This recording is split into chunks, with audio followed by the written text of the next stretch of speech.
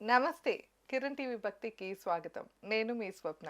ప్రస్తుతం మనతో పాటు ఉన్నారు ప్రముఖ ఆధ్యాత్మికవేత్త, జ్యోతిష, వాస్తు పండితులు, దైవజ్ఞ నూకల రవికుమార్ సిద్ధాంతి గారు. నమస్కారం గురుగారు. నమస్తే అండి. శ్రీమన్ మహాగణాధిపతయే నమః.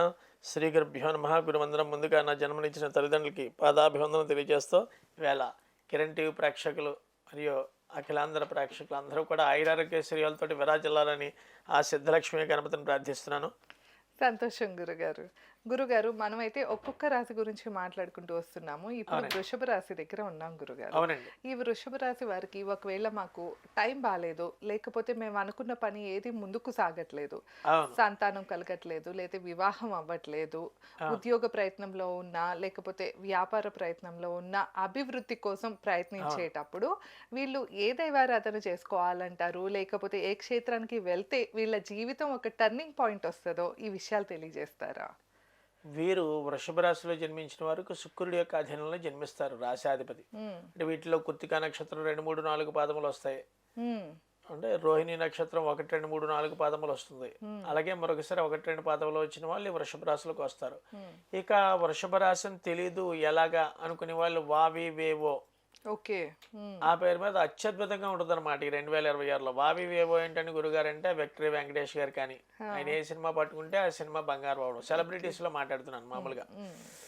ఇక ఏ యొక్క పేర్ల నామకరణంతో వృషభ రాశిలో పెడితే విజేత అన్న పేరు మీద, వారాహి అన్న పేరు మీద, ఓకే. వైజయంతి అన్న పేరు మీద, వీళ్ళందరికీ బాగుంటదంటారు. వసంత అన్న పేరు మీద, లేదా విరంచి అన్న పేరు మీద, ఓకే.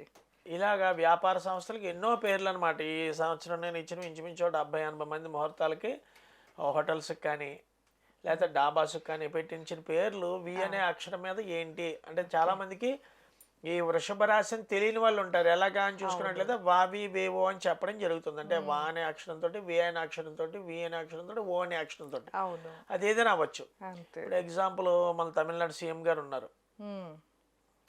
విజయ్. అవును. అది ఏంటి ఆ పేరు మీద అంత అత్యద్భుతమైన స్థాయికి చాలామంది ఉన్నా కే అనే అక్షరం మీద ఉన్నారు. చాలామంది డౌట్ కూడా ఎక్స్ప్రెస్ చేస్తారు. కరుణానిధి గారు అబ్బాయి ఉన్నారు, వాళ్ళు వృషభ రాశి కదా, వీళ్ళు వృషభ రాశి. అంటే అక్కడ వృషభ రాశికి ఏమవుతుందంటే చంద్రుడు ఉచ్చిలో ఉంటాడండి రాశాధిపత్యంలో. ఓకే. ఈ చంద్రుడు ఎలా ఉచ్చి పట్టాడని తెలుస్తుంటే అది మామూలు అనమాట. శాస్త్రరీత్యా వృశ్చికంలో వస్తే చంద్రుడు నీచ, వృషభంలో ఉంటే చంద్రుడు ఉచ్చ అంటారు. ఈ ఉచ్చులో ఉన్నా సరే చాలామంది నేను గమనించింది ఒక 7,500, 8,000 జాతకాలు వేసిన సీనియారిటీ ప్రకారం నేను ఆలోచించేది అంటే ఎక్కువ ఈ వృషభ రాశి వాళ్ళు ఉచ్చులో ఉన్న చంద్రుడైనా సరే ఈ యొక్క మెంటల్గా అప్సెట్ అవుతూ ఉండడం, సూసైడ్ అటెంప్ట్స్కి పాల్పడుతూ ఉండడం, మానసిక ప్రశాంతత లేకపోవడం, ఏదో చిన్నదానికి వాళ్ళలో వాళ్ళు దిగులు చెందుతూ ఉండడం, ఇలాంటివి ఎక్కువగా జరుగుతూ ఉంటాయి ఈ రాశిలో జన్మించిన వాళ్ళకి. ఓకే. అంటే ప్రస్తుతం గురుగారు లేకపోతే వీళ్ళు అలాగే అసలు మామూలుగా ఉంటారు? వీరి యొక్క మనస్తత్వ విశ్లేషణలు ఈ 2026లో కూడా రాహు యొక్క సంచారం వల్ల, శని యొక్క సంచారం వల్ల, గురుడి యొక్క సంచారం వల్ల, అంటే ఎవరో అడగచ్చు అనమాట తృతీయ గురుడు ఇలా చేస్తాడా అని. ఆ తృతీయ గురుడికి ఏంటంటే అష్టమలాభాధిపతి అనే గురుడు తృతీయ స్థానంలో ఉండడం వల్ల సోదరీమణులకి గండాలు ఎక్కువ వాటిల్లి ఆస్కారాలు ఉంటాయి ఆ వృషభ రాశిలో జన్మించిన వారికి. ప్రత్యేకంగా సోదరీమణులని చెప్తుంది శాస్త్రం. ఇకపోతే ఈ యొక్క వృషభ రాశి వాళ్ళు ఏ ఆరాధన చెయ్యాలి? శుక్రుడి యొక్క ఆరాధన చేసినట్లయితే నిత్యం వీళ్ళకి మానసిక ప్రశాంతత, ఆరోగ్యం, సంతాన విషయంలో సమస్యల నుంచి బయటపడి విద్యార్థులకి శుక్రుడికి సంబంధం ఏమిటయ్యా అని చాలా మంది నన్ను విశ్లేషించవచ్చు. ఇక్కడ ఒక విద్యకు కానీ, ఆరోగ్యానికి కానీ, సంతానానికి కానీ మనకి ఇక్కడ రాశాధిపతి శుక్రుడు కాబట్టి మనకి ఏమి ఇష్టమైన కూర అయితే ఇష్టమో ఇంట్లో అమ్మ కానీ ఇంట్లో భార్య కానీ చేసి పెడితే అప్పుడు ఇష్టంగా తింటాడు. ఇక్కడ ఏంటంటే అలాగా శుక్రుడి యొక్క ఆరాధన ఎక్కువగా చేయాలి వృషభ రాశిలో. ఏ రకమైన ఆరాధన? ఆ శుక్రుడిని మైమర్పించుకోవాలి. ఎలాగా మనం వైట్ డ్రెస్లు వేయడం, లేదా వైట్ క్లాత్ టవల్స్ దానం చేస్తూ ఉండడం 10 మందికి, దేవాలయానికి వెళ్తాం. ఈ బిచ్చగాలికి 10 రూపాయలు 5 రూపాయలు వేయడం మానేమంటాడు ఏంటంటే మానేమంటలేదు. అసలు చిల్లర కాసులు అన్నది వేయకూడదు.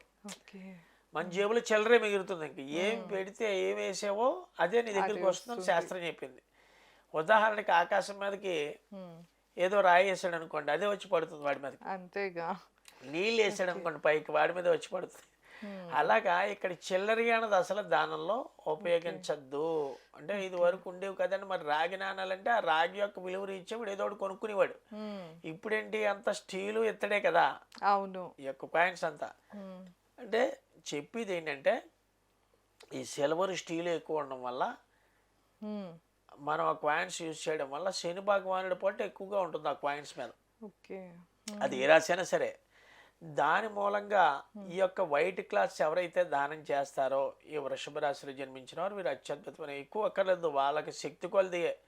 ఉదాహరణ నేను ఉన్నాను, నాకు శుక్రుడు వృషభ రాశిలో జన్మించాను అనుకోండి, ఒక 5 క్లాత్స్ ఏదో శుక్రవారం నాడు వెళ్ళి ఒక టవల్స్ 5 టవల్స్ సంవత్సరానికి ఒక్కసారి వైట్ కలర్వి. వైట్ కలర్ టవల్స్ ఒక 5 టవల్స్ ఎవరైతే లేని వాళ్ళకి దానం చేస్తారో వాళ్ళకి ఈ సంవత్సరం అత్యద్భుతమైన ఫలితంగా ఉంటుంది. ఈ యొక్క దైవారాధన చెయ్యాలి అని గ్రహారాధన చెప్పడం జరిగింది శుక్రుడు. ఇక్కడ లక్ష్మీదేవి ఆరాధన చేస్తే చాలా మంచిది.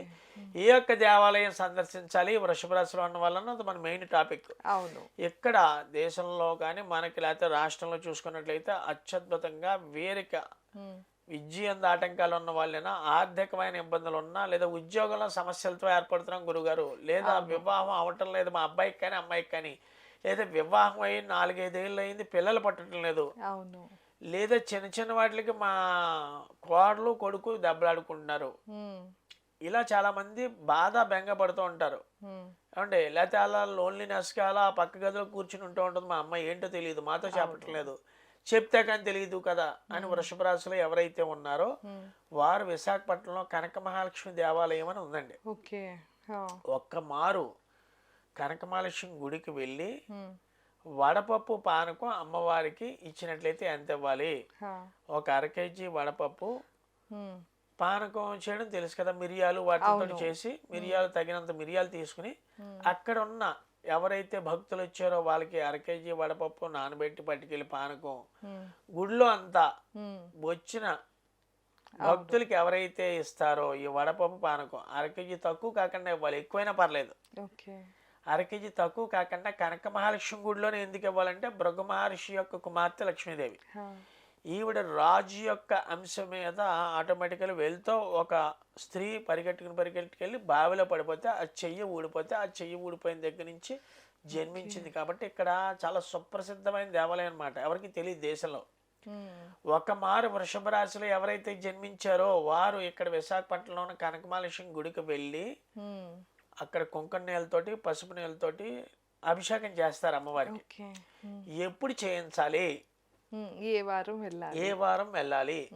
ఇక్కడ ప్రధానంగా అమావాస్య వెళ్ళిన అష్టమి నాడు తిథి, అమావాస్య వెళ్ళిన అష్టమి తిథి నాడు ఎవరైతే ఈ అమ్మవారికి అభిషేకం చేయిస్తారో, లేదా శుక్రవారం చేయించచ్చు, మిగతా వారాల్లో చేయించరండి, అక్కడ శుక్రవారం అంటే శుక్రవారం చేయించచ్చు. ఇక్కడ మన పీఠం దగ్గర మాత్రం అదే గురుగారు నా ఆశ్రమం దగ్గర మాత్రం వృషభ రాశిలో ఎవరైతే సమస్యలతో బాధపడుతున్నారో, ఉదాహరణకి గుడికి వెళ్ళడానికి కుదరలేదు. అవును, అంటే అది కాక ఏంటంటే కొంతమంది ఇక్కడే ఉండరు కదా, ఇప్పుడు మన వీడియో చూస్తున్న వాళ్ళు వేరే దేశంలో ఉన్న వాళ్ళు కూడా ఉంటారు, లేకపోతే వాళ్ళ తల్లిదండ్రులు చూస్తున్నారు, మా పిల్లలది వృషభ రాశి వాళ్ళు ఇక్కడ లేరు, మరి ఏం చేయాలి గురుగారు, వాళ్ళ బదులు మేము చేయొచ్చా అని అడుగుతూ ఉంటారు. అలాంటి వారికి ఏం చెప్తారు గురుగారు? అక్కడ ఏంటంటే అండి, ఇక్కడ మొత్తం ధనధాన్య అన్ని అష్టలక్ష్మిలకి సంబంధించిన మూలాలు తీసుకునండి, ఒక్కొక్క మూల మంత్రం ఓం హ్రీం ఐం శ్రీం కమలే కమలాలయే ప్రసిద్ధ శ్రీం హ్రీం శ్రీం మహాలక్ష్మి నమః అనే మూల మంత్రంతో సహస్రం అంటే 1000 ఏమేమి యూజ్ చేస్తాం? ఇక్కడ పచ్చకర్పూరం, అమ్మవారికి ఇష్టమైన యాలక్కాయలు, మిరియాలు అంటే తోక మిరియాలు, పచ్చకర్పూరం, ధాన్యంతో సహస్రం మూల మంత్రంతో అమ్మవారికి హోమం చేయించడం జరుగుతుంది. చాలా మందికి ఆర్థిక స్థితిగతులు లేని వాళ్ళు ఎలాగా అని చూసుకున్నట్లయితే వీరు ఇంటి దగ్గర నిత్యం కూడా సాయంత్రం సంధ్యా సమయంలో 6 గంటల నుంచి 8 గంటల లోపు కనకదార స్తోత్రం అని శంకరాచార్యుల వారు రచించింది ఉంది, అది ఒక మారు చదవాలి. ఇది శ్లోకం తెలియదు, వందే వందారు మందారం ఇందిరానంద కందల్ మమందా సుందరం ఇంద్రానందం అంటాడు, అంటే దానికి తాత్పర్యం కూడా ఇస్తాడు. మొగ్గలే ఆభరణములుగా కానుకలు వృక్షములు చేరిన పులకమున హృదయమున లక్ష్మీదేవి అన్ని విధములైన క్రీకంటి చూపు నాపై కలుగు చేసి నాకు అన్ని శుభములను కలుగు చేయగాక అని అడగడం మన అమ్మవారి. అదే. ఇష్యూ అంతే. ఏంటంటే అందరూ కూడా గమని నోరు తిరగదు, మేము ఎలా చెప్పగలం, మీరు హ్మ్. సిద్ధాంతి కాబట్టి నోరు తిరిగిందని కింద కమెంట్స్ పెట్టేస్తారు. అవును. ఈజీ అయింది ఏంటి, కమెంట్స్ పెట్టేయడమే. అంతేగా. ఇక్కడ నోరు తిరగలేని వాళ్ళు కూడా ఒక్కసారి హీరింగ్ వింటే ఏ రకమైన అక్కడ ఇప్పుడు యూట్యూబ్‌లో కొడితే వచ్చేస్తుంది కూడా. హ్యాపీగా కనకధార ఒక స్తోత్రం అని మారు కొడితే సాయంత్రం వస్తుంది. అప్పుడు ఎవరైతే విన్నారో కనకధార స్తోత్రాన్ని వృషభ రాశిలో జన్మించిన వారు, హ్మ్. వాళ్ళు అనుకున్న కోరికలన్నీ కూడా సిద్ధిస్తాయమ్మా. ఇది ప్రాక్టికల్గా నేను చేసి చాలా మందితోటి చెప్పి చేయించి చేయించిందే వీళ్ళకి చెప్పడం జరుగుతోంది.